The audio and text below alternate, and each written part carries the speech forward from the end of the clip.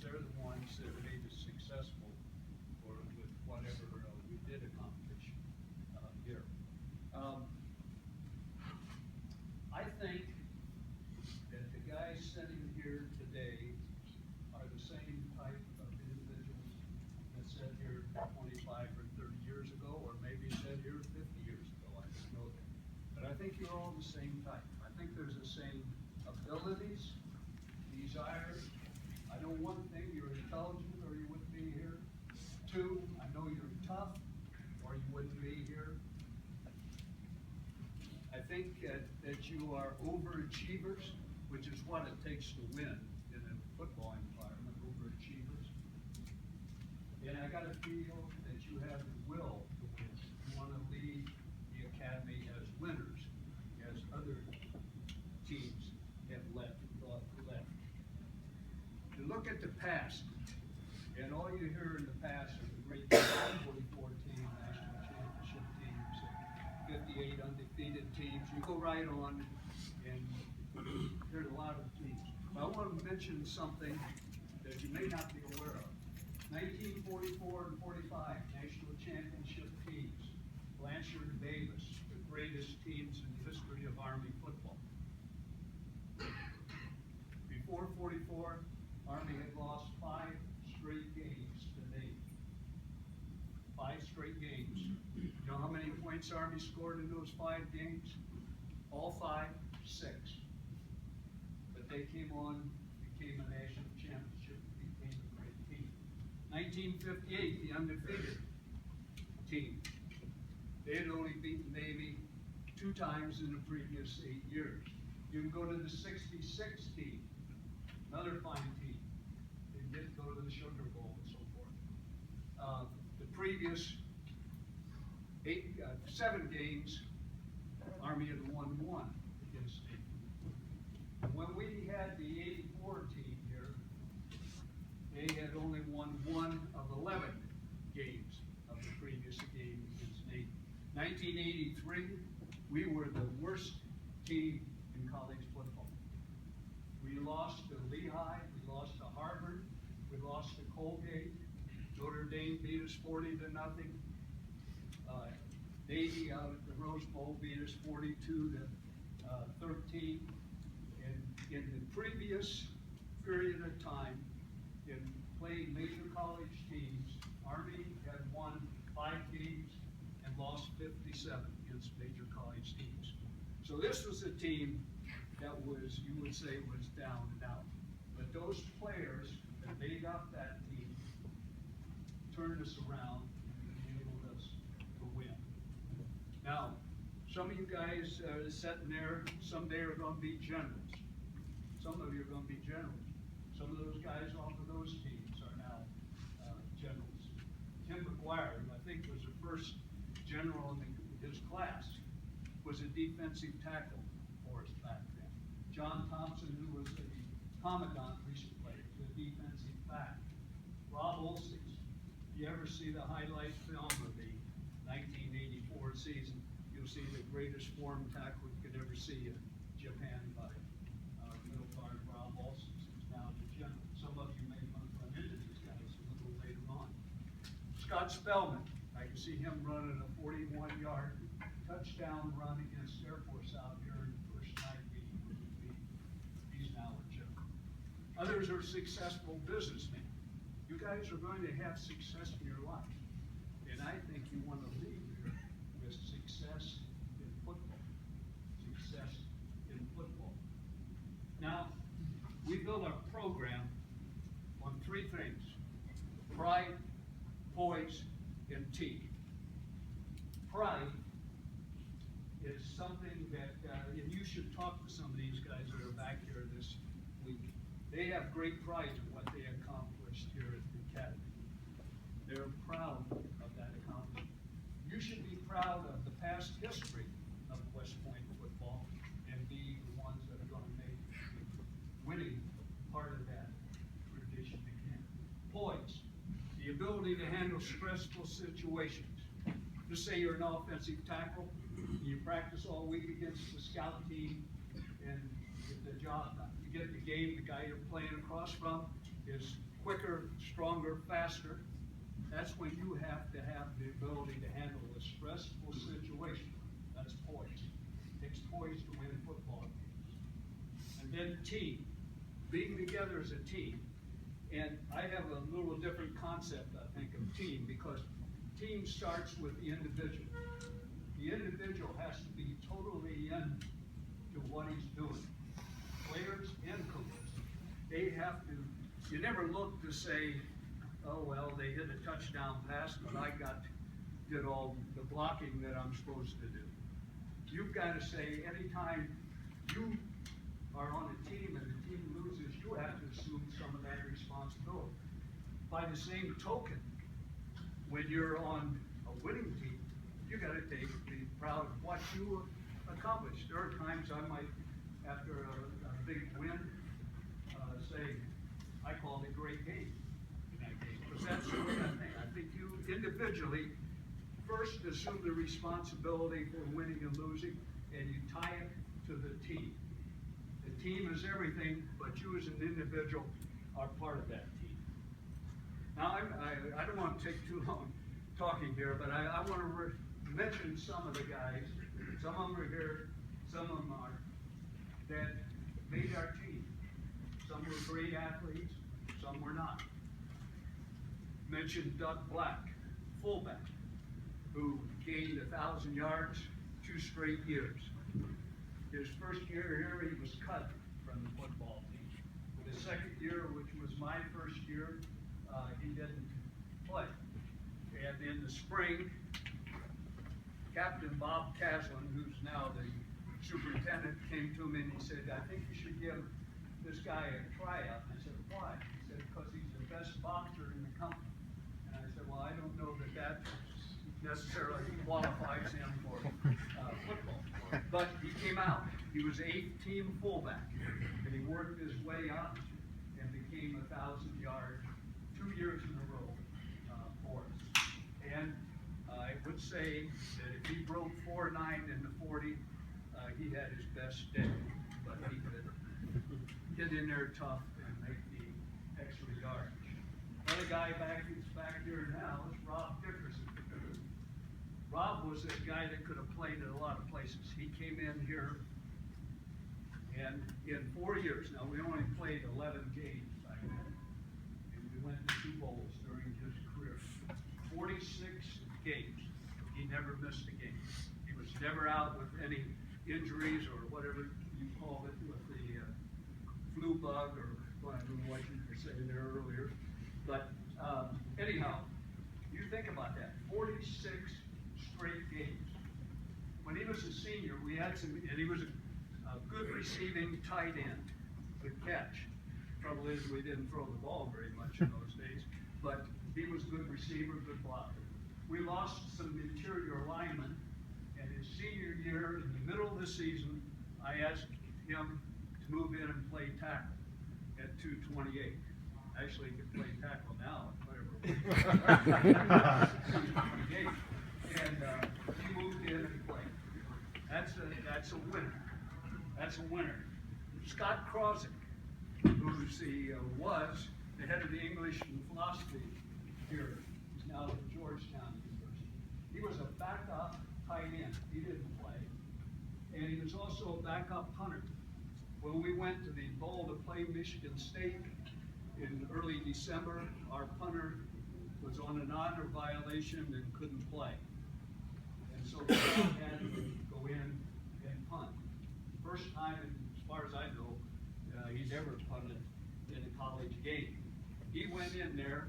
Michigan State had a reputation at that time of blocking kicks. They were 10-man. They blocked about 5 or 6 kicks during the year. He got stopped in the first series of downs, and he had to punt from about our 15-yard line. And they came after him, and he kicked the ball about 60 yards. It's coming through, and that he was not a good football player, but he came through when he had to come through. There are a lot of other guys that I could mention here. I'll mention a couple more, and then I'll let it go at that, because I could go on all day, because all of these guys made our football. Quarterbacks, Nate Sassman, He was a defensive back in '83. He came over and said, I said, we're going to the wishbone. He came over and said, I think I can play quarterback. And he could. And he, during the '84 season, down in Tennessee, when he took us 80 yards down the field to score that touchdown at the end of the game, that made our program, Tennessee. We tied it back then. You could tie. Because the reason we went for a tie back then was because I'd always heard Army will hit you all the way through the game. They will never quit. But so what does that mean if you lose the game? We want to hit them all the way through the game and win. And I wasn't going to go down there and have another loss and say, well, we played Tennessee tough. And that really made the start of our program. He got 3 cracked ribs against Syracuse, came back against Boston College, against Flutie, and had a very fine game. So Nate was the guy that really helped our football team win. And then I tell you, two more. Ben Barnett, fullback, sophomore fullback. And we used to have our two-a-days out at Buckner. And at night, we'd have a team meeting, and we'd allow the seniors to come up and say anything that they wanted to say. Well, Ben was a sophomore, and he came out to me and he said, can I speak to the team? And I said, well, we usually just have the seniors do it. But if you want to, you can. So he went out there and I talked, and he said, say, anytime it's 4th and 1 and you need a first down, just give me the ball. That's what he said in this August meetings out there. Well, we're playing Navy, and the ball's on our 22, 23-yard line, and it's 4th and 1. Early in the game, first or second series, I don't remember which one, but it was very early in the game. We took a timeout. I had Ben come over to the sidelines. I said, Ben, do you remember what you said at that meeting in August? And he said, yes. And I said, well, let's see it. And we got that first down. He's a minister in Atlanta, Georgia now. One last guy I'll mention, and then I want to finish up here. There's a guy, Kurt Gutierrez, who is here. I don't know where he's in here. He'll be out there tomorrow. Kurt was an outside linebacker for us at about 198 pounds. The defense, I think he was maybe responsible for naming it lunatic fringe. And that's sort of the way that Kurt played. A lunatic on the fringe of something. And so we used to elect the captains a little differently. We had captains, seniors were captains each week so that everybody had an opportunity to be a senior. And then when we got to before the Navy game, we elected who would give him the best job during the year. Well, Kurt was a captain early in the season, and he got out at the quarterback luncheon over there at the officers club on Monday, and he said, we're going to beat this team. We're ready to go. So very positive. We went later in the season, we went out to play Air Force, and Air Force, Kurt was the captain again. He stood up before the game in the luncheon, and he said, well, we're going to be ready to go. It's going to be a great challenge. All of this wasn't very definite about what was going to happen. We got beaten at Air Force. When we came back, they used to have individual meetings with each player after a big loss.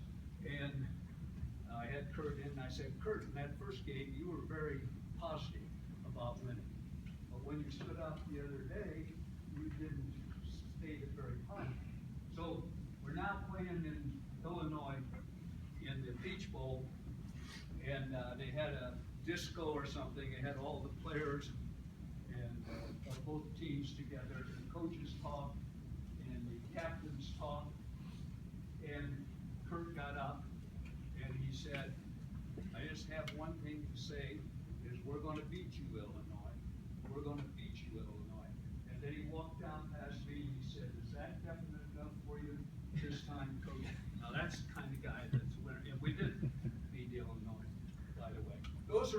guys. You should talk to some of them because they won here, just like you're going to do. And to say that I've tried to show you over the years, Army's had periods where they've lost. 1990, Anthony Noto, a linebacker. At that time when we beat Navy, the record was even. So the total record over the years. Then Bob Sutton, when he was coaching here, won 5 straight times over the Navy. I know the Navy's had success recently, but it's time for Army's success. So you talk to these guys, they'll tell you that I'm a guy of quotes, I guess. I would say, carpe diem, time to seize the day. Seize the day. It's within your power to seize the day. I used to, quite a few years, I taught a class in gospel restoration, and that was what my class was about. Carpe diem, seize the day. And I always showed them the 84 highlight film about what those guys did in seizing the day. Now here's another thing to think about. I wish you'd all think about this. Very simple thing. 2% more. 2% more. Do you have 2% more to give? 2% isn't asking very much. You give it in practice, you give it in the weight room, you give it in the games. 2% more, players and coaches. And if you give 2% more, what an increase in this team. Just 2% more from each individual. That's a tremendous increase in this group. I'll leave you with these bullet quotes, which meant a lot to me. This is the Band of Brothers book, given to me by a guy standing back there in 2003. And he writes, Coach Young, 18 years, now he's been 18 years in the Army now. 18 years ago, ended one of the most intense periods of my life. Thanks so much for the opportunity to play quarterback with your guidance and direction. I've always said I've learned more leadership off of Mikey than in the classrooms. But the part I want to emphasize, the most intense period of my time. You give 2% more and put the intensity into it, and you won't be another one that Navy racks up or another losing season. You'll be a winning season. And then this is from the greatest coach that was ever here at the Academy, Earl Blake. This is his book in 1960. You have to pay the price. And this is the last thing. But to me, this symbolizes Army football. This is a quote from 1702, so it has nothing to do with Army football, yet it has everything to do. And we had a plaque made of this quote, and every time we took the field home and away, that plaque was up in our locker room, and we did it when we went out on the field. Fight on, my merry all. I'm a little wounded, but I am not slain. I will lay me down to rest a while, bleed a while, and then I will rise and fight with you again. To me, that's a heck of a thing if you think of it. Fight on, my merry man. I'm a little wounded. You've got to be a little wounded right now. If you aren't, you're not a competitor. I'm a little wounded, but I am not slain. I will lay me down to bleed a while. I think that's already occurred. Then I'll rise and fight with you again. Now, those are the things I believe in. Coaching here was just a fabulous experience for me, and I believe, I know you have dedicated coaches, tough coaches, which is what you need, and I know that you are going to win, because I cannot believe that you men sitting out of there, some of you listening, some of you bored to death maybe, I don't know, but sitting out there are not the same individuals that sat here 30 years ago and decided to turn a disastrous Army football program around. That's it. Thanks a lot.